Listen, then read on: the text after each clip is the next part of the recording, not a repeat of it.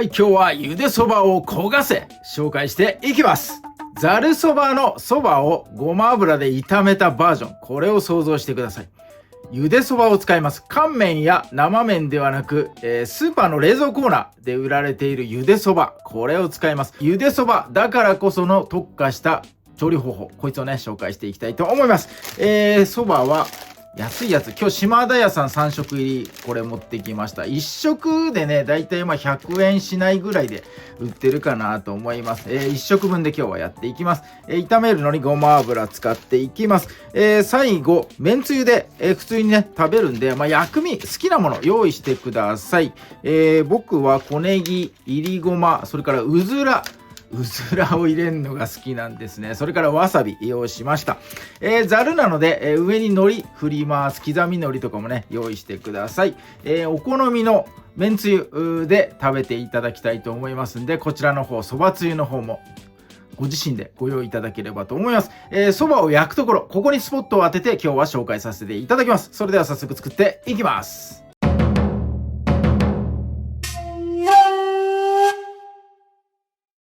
はい、最初に麺をねレンジで加熱します。麺の袋、この角をねこうピッピッと2箇所切ってください。これ空気穴です。600ワットで1分程度加熱してください。なんで最初に加熱するかっていうと、加熱しないでほぐそうとするとこれ麺がね割れちゃうんですね。もうボロボロと、麺にならないでぶつ切りの状態になっちゃうんで、最初にね加熱して、ほぐれやすくしてやりたいと思います。はい、そばのレンジ加熱終わったらフライパンで焼いていきます。なるべく面の広いフライパンの方がいいです。いっぱい広げた方が焦げたところいっぱい作れますんで、フライパンよく温めたところ弱火でやっていきます。使うのはごま油です。大さじ1杯よりちょっと多いかなぐらいな感じがいいと思います。ごま油使ったらそばの香り飛んじゃうじゃないかってねいう方もいらっしゃるかもしれません。普通にそういう方はそばを普通に食べていただければと思います。今回は香りをつけるためごま油でやっていきます。それからね、ごま油でやった方が焦げやすいです。普通のサラダ油とかキャノーラ油で、焼くよりも、ごま油で炒めた方がね、焦げやすくなりますんで、ごま油をあえて使わせていただきます。麺をしっかりね、広げていきます。レンジでね温めたんでこうほぐれやすくなってるかなと思います。よいしょ。はい、広げたらこれいじらない、ずっといじってると全然焦げません。なので、焦がしたいんでね、広げたらもう一旦この状態をキープして、3分から4分ほど、少しね麺ひっくり返してもらって焦げてるかどうか確認しながらそのね炒め時間は、調整してもらえればいいかなと思います。はい、では弱火で3分ほど焼いていきます。はい、3分ほど経ちました。そしたらポンとひっくり返せばね、いいかなと思いますが、また違う面に変えてやって少しね焦げたところ、ほらこんな感じで出始まってます。あんまり焦がせというタイトルですがいっぱい焦がしちゃうとね焦げ臭くなっちゃいますんで、ステーキでいうところねレアみたいな感じ、半生みたいなそんな感じで焦げた部分と焦げてないところが、まばらにあるっていうのがね、いいかなと思います。はい、またねまんべんなく広げ終わったら下にある面ねまた焦がしたいので、同じく3分ほど焼いていきます。はい、反対面も3分経ちました。いい具合にね全体的にこう焦げ目と焦げてないところまばらについたかなと思います。はい、火を止めてなんか器があったらそこに盛り付けてください。今日はざるそばですからこうねざるに盛ってください。よいしょ。はい、 OK。 そしたら最後に上から刻み海苔をいいねかけてやって、はい、ざる盛り一丁完成です。はい、今日のゆでそばを焦がせ早速ねいただいていきたいと思います。ネギと薬味はおのおので切ってください。よいしょ。いいぞ。普通のそばみたいに一口分ねこんな感じで取ってつゆにつけていただいていきたいと思います。いただきます。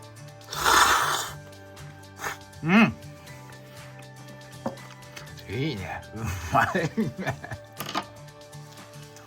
普通のそばだと思って食べないでください。これは別の食べ物ですが、別の食べ物のうまさがここにねあります。めっちゃうまいよこれで、普通のそばと違ってね、もう具をいっぱい薬味をいっぱいね入れてもらうのがいいかなと僕は思っております。今日まずねわさびですね。この刻みわさび、普通のね練りのやつよりねこの食感があってねこれうまいんですよ。なんでねこれいつも使っております。はい、そして、ごまですね。ごま大好きっ子なのでごまはつゆの方に入れちゃいましょう。そして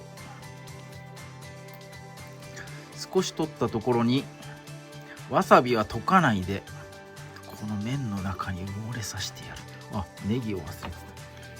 ネギもちょろっと入れて、このわさびが埋もれたやつね、これをいただきましょう。めっちゃうまいよこれ。はい、いただきます。うまっ、うまいよこれ。このねパリパリした食感とこの香ばしさというかね、なんかもう未知の食感です。もう新しい食べ物みたいで馴染み深い食べ物、なんとも言い難い。うわ、うまいな。そしてこいつうずらの卵。うずらって割りづらいですよね。どうしてるんだろうみんな。はい、うずらの卵入れます。普通のそば食べる時には僕ね黄身入れたりしますけれども、今回はねうずらの卵でやらせてもらいます。よいしょ。先ほどと同じ塩わさびを麺にのせて、よいしょ、もう少しネギをのせて、よいしょ、うずらがすくえるような感じ。はい、こんな感じでいかせていただきます。いただきます。